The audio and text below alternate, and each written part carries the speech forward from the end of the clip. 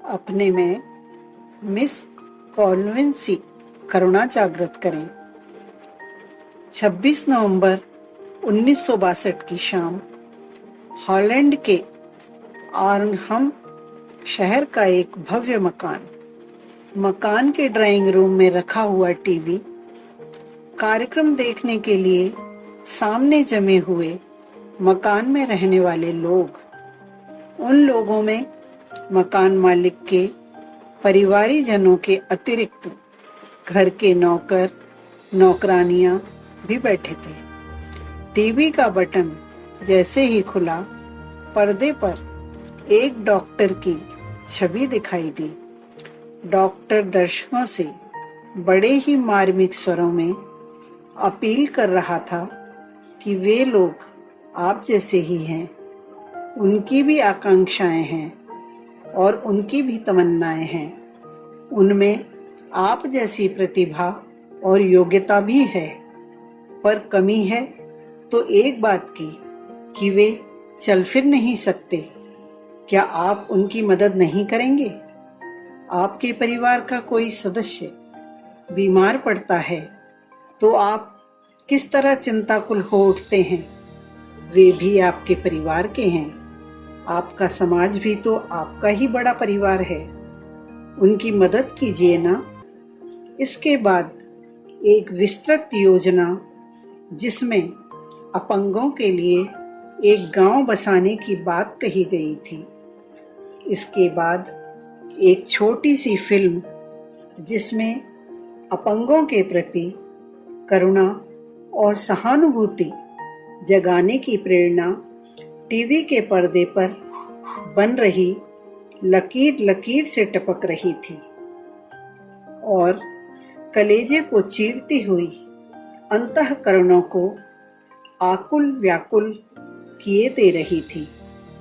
देखने वालों ने क्या अनुभव किया और क्या नहीं, यह सोचे बिना मकान में काम करने वाली एक युवती नौकरानी मिस कॉल्विन विचार करने लगी। सचमुच इस योजना के लिए कुछ न कुछ दिया जाना चाहिए, पर क्या दें, कुछ सूझ नहीं रहा था। दिन भर मकान मालिक के परिवार की सेवा करने के बदले उसे मिलता था 2 वक्त का भोजन और थोड़े से रुपए, जिनसे वह अपना हाथ खर्च चलाती थी। हाँ, कुछ बचा भी लेती तो लेती थी, परंतु क्या बचा पाई। लाख याद किया, पर याद नहीं आया कि क्या कुछ बचा सकी है। कुछ बचता ही नहीं था। कुछ ही दिनों बाद शादी होने वाली है। तब वह अपने पति से कहकर इस बस्ती के लिए यथाशक्ति दे सकेगी, पर शादी में तो अभी 2 महीने हैं। तब तक के लिए इस सेवा यज्ञ में आहुति देने से रुकना नहीं चाहिए। मेरा ही भाई बीमार पड़ता तो क्या मैं यह सोचती कि शादी हो जाने के बाद मैं उसका इलाज कराऊंगी। कॉल्विन सोचती चली जा रही थी। अगले दिन उसने अपनी मालकिन से कहा, मालकिन, 2 महीने की तनख्वाह उधार दे दो। क्या करोगी? क्या जरूरत आ पड़ी है? मालकिन ने बड़ी ही रुखाई से प्रश्न किया। जी, हुआ कि कह दे कि हेड डार्क के लिए भेजूंगी। परंतु तभी ख्याल आया कि मालकिन हंसी ना उड़ाने लगे। खाने को तो दाने नहीं जुटते हैं और बनने चली हैं दाने। इस विचार से उसने कहा, मेरी एक सहेली का विवाह है, उसे उपहार में देने के लिए चाहिए, और फिर कह देना कि 4 महीने की तनख्वाह पेशगी दे दूं, मेरा विवाह है, क्यों ना। मालकिन ने बड़ी रुखाई से कहा। मन महसूस कर रह गई।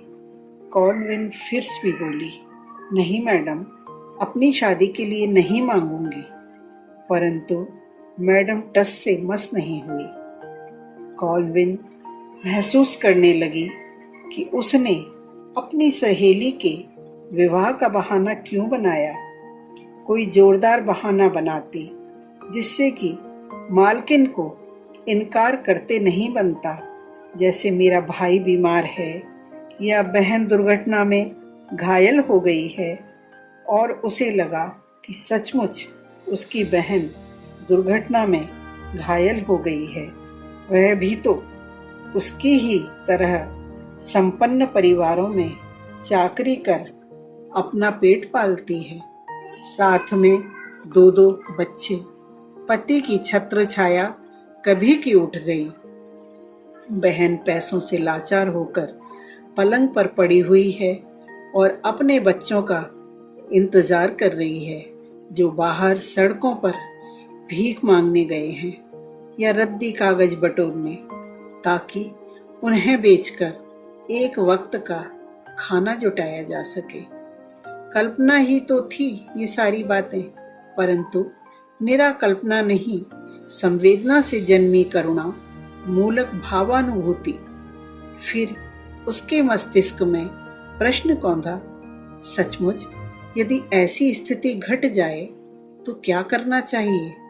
शायद मैंने कहीं पैसे रख दिए हों और रखकर भूल गई हों।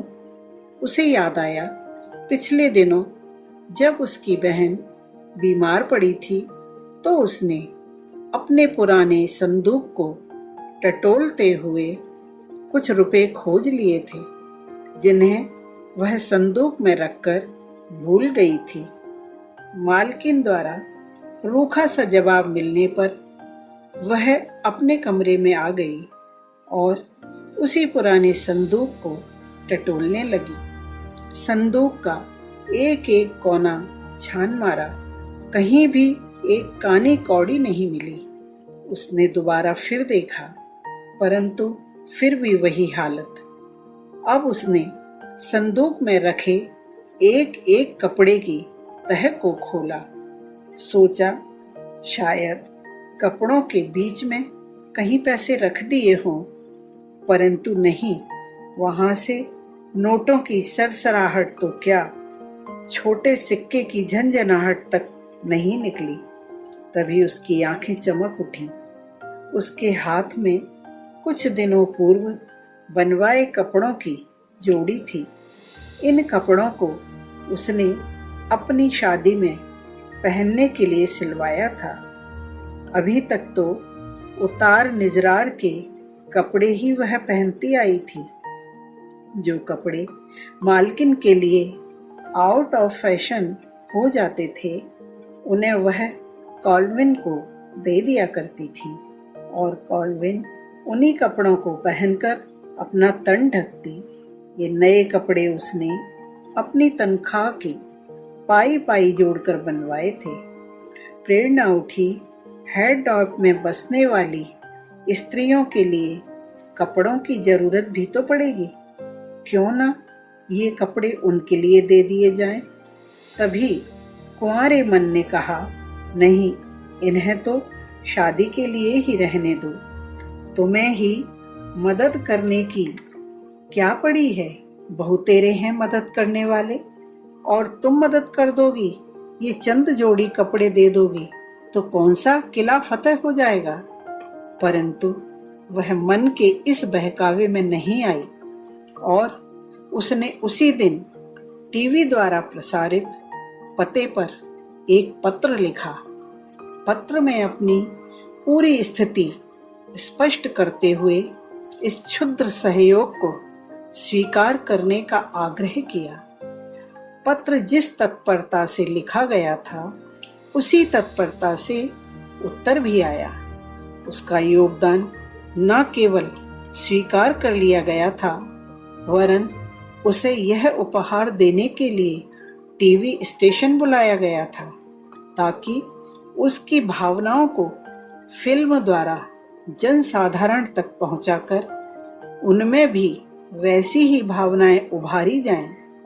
कॉल्विन टीवी स्टेशन गई और जब उसे अपनी शादी के लिए बनवाए कपड़े देते हुए टीवी पर दिखाया गया तो दर्शक दंग रह गए। न केवल दंग, वरन अभिभूत भी हो उठे। लोगों पर इतना प्रभाव पड़ा कि वे अपने रेडियो, कारें, फर्नीचर और दूसरी तरह के चीजें दान में भेजने लगे। कुछ विद्यार्थियों ने तो अपने छुट्टियों के समय में आकर अपंगों की बस्ती में निर्माण कार्य में हाथ बटाने का उत्साह दर्शाया। एक सज्जन ने अपंगों की बस्ती बसाने के लिए अपनी मालकियत की सारी जमीन ही दान में दे दी।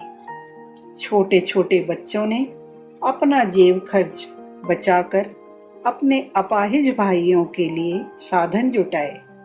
इस प्रकार कुल मिलाकर 85,000 रुपये नकद इकट्ठे हुए और 7,20,000 रुपये के उपहार जमा हुए, जिनके सहारे अपंगों का वह गांव बसा जहां आज सैकड़ों व्यक्ति लोगों के सामने दया की भीख मांगने के लिए नहीं, उनका सहयोग बटाने के लिए हाथ बटाते हैं। यह जन भावना उभारने में मिस कॉल्विन वैसी ही भूमिका निभाई जैसी कि अब से 2,500 वर्ष पहले एक अकाल पीड़ित क्षेत्र में किसी अकिंचन बालिका ने बुद्ध के समय निभाई थी और पास में कुछ न होते हुए भी सब कुछ जुटाने का साहस दर्शाया था। संदर्भ मनोबल के धनी भाग 2। लेखक पंडित श्री राम शर्मा आचार्य जी। विचार क्रांति दूत YouTube चैनल को सब्सक्राइब करें एवं अगली वीडियोस प्राप्त करने के लिए बेल आइकन दबाएं। धन्यवाद।